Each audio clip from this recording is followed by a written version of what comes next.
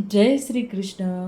बालमित्रांनो, आपण मागच्या वेळेस बघितलं की वृषाल नावाच्या राजाला करवीरमध्ये कृष्णाने ठार केलं, कारण तो असुर होता, असुर वृत्तीचा होता, प्रजेला त्रास देत होता आणि त्याच्या मुलाचा राज्याभिषेक करून त्याला ते राज्य परत दिलं. आणि त्याच्यानंतर मग ते जेव्हा मथुरेला आले तेव्हा आपण मागच्या वेळेस पाहिलंच की कृष्णाला 4 आत्या होत्या आणि त्याच्यातली ही एक आत्या होती. एक कुंती आतेला तो अजून भेटलाच नाही, पण एक आत्या होती ती महाराजांच्या लगत उजव्या हाताशी बसलेल्या बाबांकडे हात निर्देश देत ते म्हणाले, वसुदेवांना भेटण्यासाठी त्यांच्या भगिनी चेंदी महाराज दमघोषाच्या पत्नी श्रुतश्रवादेवी सुक्तिमती नगराहून मथुरेला आल्या आहेत.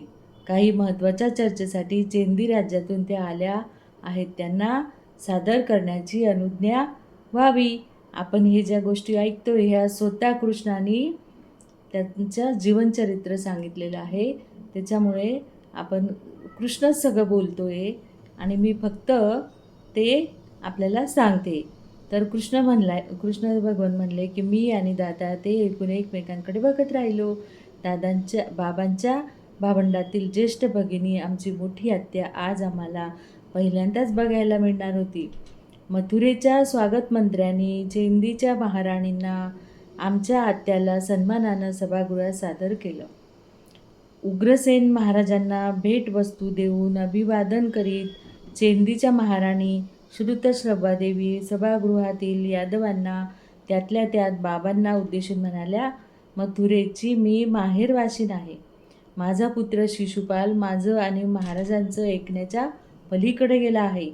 गिरिब्रजाच्या मगध सम्राट जरासंधाला मिळाला आहे.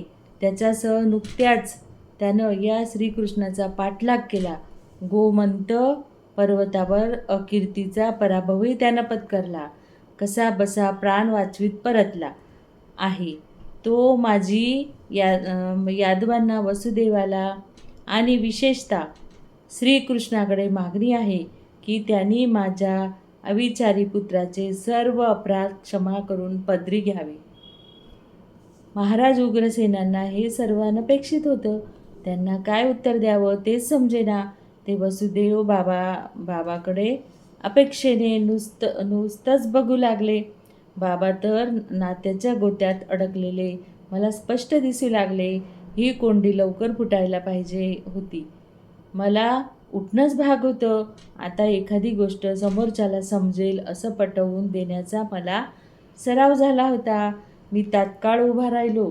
सभागृहावर दृष्टी फिरवली आणि यादववीर हो, चेंदीच्या महाराणीचं निवेदन माहेरवाशीण म्हणून यादवांनी मान्य केलंच पाहिजे. मी ते आनंदानं मान्य करतो. सर्वांच्या वतीनं मी वंदनीय आत्यांना भरल्या यादव सभेत वचन देतो त्यांच्या पुत्राचे माझ्या बंधू शिशुपालाचे चांगले 100 अपराध मी मूक राहून सहन करीन, क्षम्य मानीन. 111वा अपराध मात्र त्याला कधीच करता येणार नाही. ती दक्षता मात्र त्याने घ्यावी, नाहीतर त्याचे परिणाम त्याला भोगावे लागतील. आत्याबाईंनी या आश्वासनावर संतुष्ट असावं. 4 दिवस यादवांचा पाहुणचार घेऊन मगच शुक्तिमतीला परतावं. महाराज दमघोषांना आम्हा सर्व यादवांचा सादर अभिवादन सांगावं. आत्याबाई समाधानानं परतल्या. आत्ताशा मला का कुणास ठाऊक वज्रातील गोकुळांची प्रकर्षानं आठवण येऊ लागली. जवळ असूनही मला तिकडे जाणं मात्र शक्य नव्हतं. एकतर एकदा तिथे गेलो की परतणं अवघड होतं आणि दुसरं म्हणजे गोकुळ सोडल्यापासून माझ्यात आलेल्या आमूलाग्र पालटामुळे गोकुळवासी गोपगोपिका माझ्याजवळ पूर्वीच्या मोकळेपणानं कधीच येणार नव्हत्या. त्यांच्या मनाच्या कुपीतील गोपालकृष्णाला धक्का लागण्याचा माझ्यातील श्रीकृष्णाला कसलाही अधिकार नव्हता.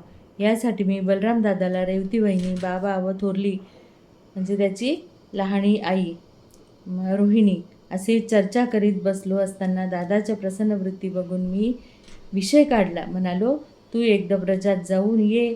कसं दादा? नंदबाबा, तिथली थोरली आई, आपले बालपणीचे सर्व सवंगडी आणि गोपींना भेटून ये. त्यांची विचारपूस करून कुशल ऐकून घेऊन ये. आणि एक कर, जाताना इथल्या यादवांचा राजवेश नको धारण करूस. ब्रजाचा तो माझ्या प्रिय गोपांचा साधा वेशच अंगी चढवून त्यांच्यासारखाच होऊन जा.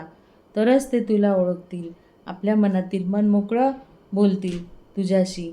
मी सूचना दिली तसं दादा ब्रजात जाऊन सर्व ब्रजवासियांचं कुशल घेऊन आला.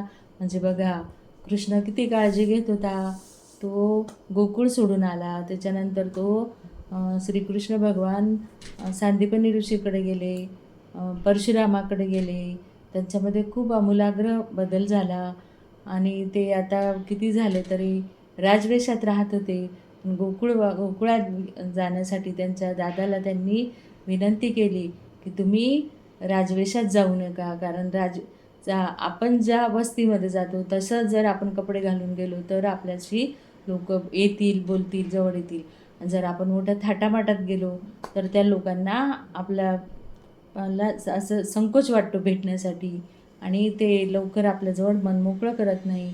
म्हणून कृष्ण किती विचार करत होता की या गोपींना, यांना सगळ्यांना गोकुळामध्ये साध्या वेशात जाऊन भेट, कारण आपण मग त्यांच्यातलंच एक होतो.